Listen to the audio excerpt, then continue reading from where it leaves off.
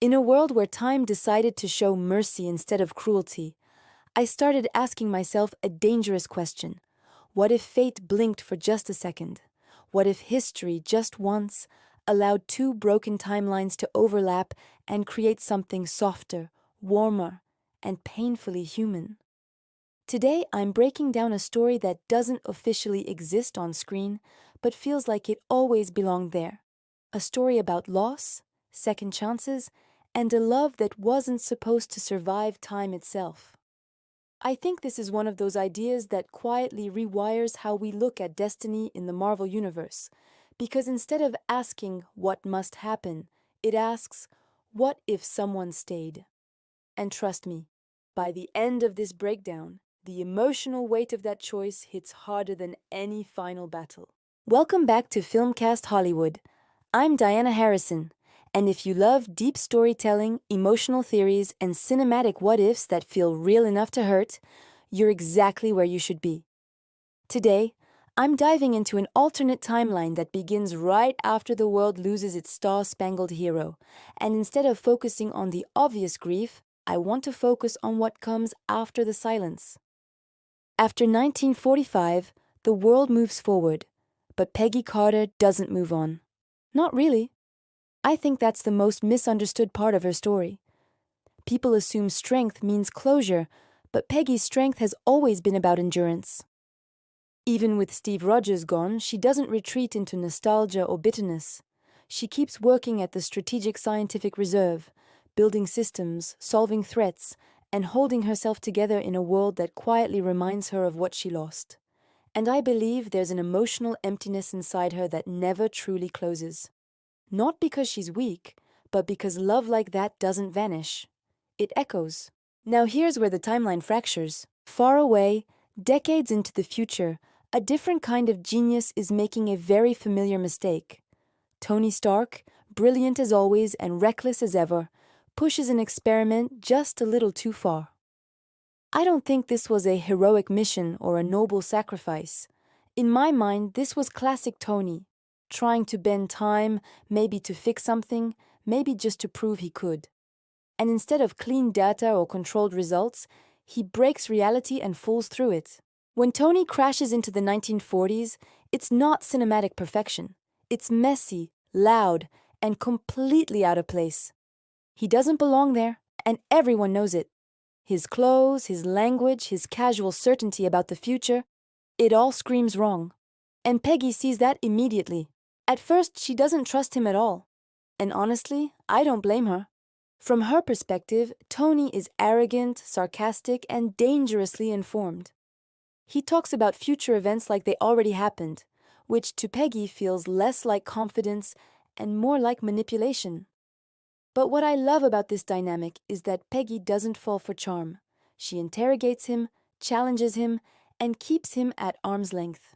But here's the detail I think matters most. Tony doesn't pretend to be invincible here.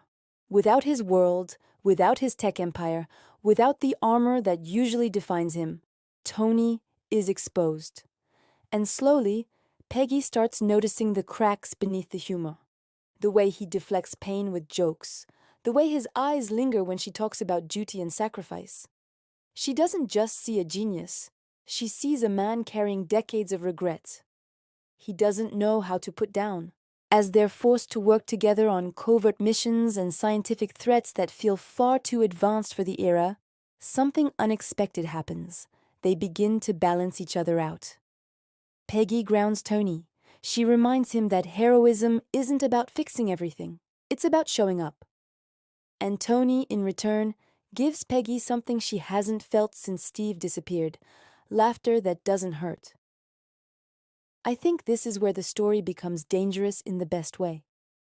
Because this isn't love born out of destiny, it's love born out of choice.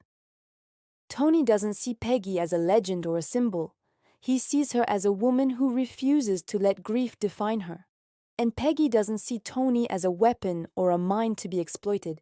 She sees someone who's terrified of being alone in his own brilliance.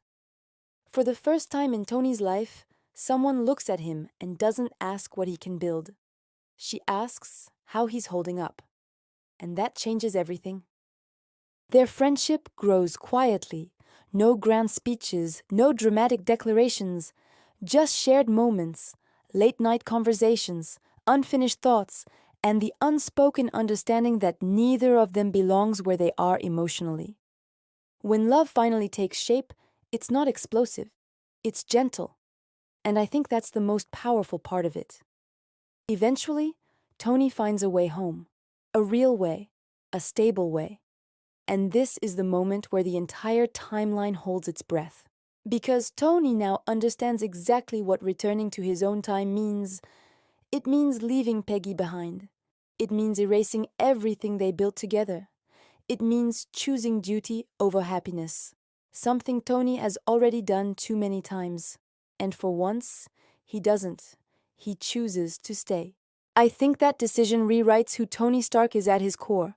Not the man who sacrifices himself because he has to, but the man who chooses a life because he's allowed to want one. He doesn't announce it. He doesn't make a dramatic stand. He simply lets the portal close and accepts the consequences.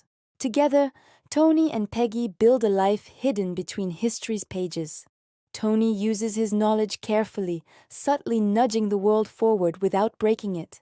No flying suits, no glowing reactors, just smarter infrastructure, cleaner energy concepts introduced decades early, and quiet innovations that save lives without rewriting headlines.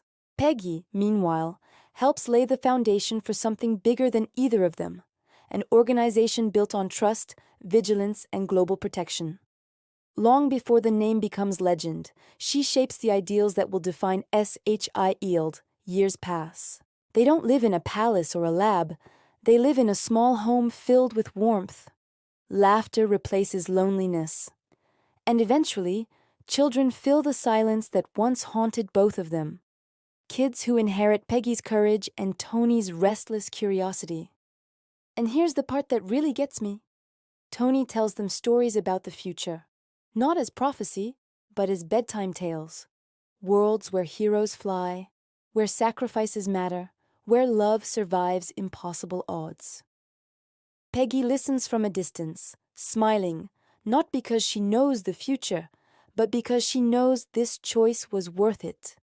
Time didn't win this time. And I think that's why this story matters, because it reminds us that even in universes defined by fate and sacrifice, there's room for humanity, for choosing love, for staying. If you made it this far, thank you for spending your time with me on Filmcast Hollywood. If you enjoyed this breakdown, don't forget to like, share, and subscribe. It really helps the channel grow.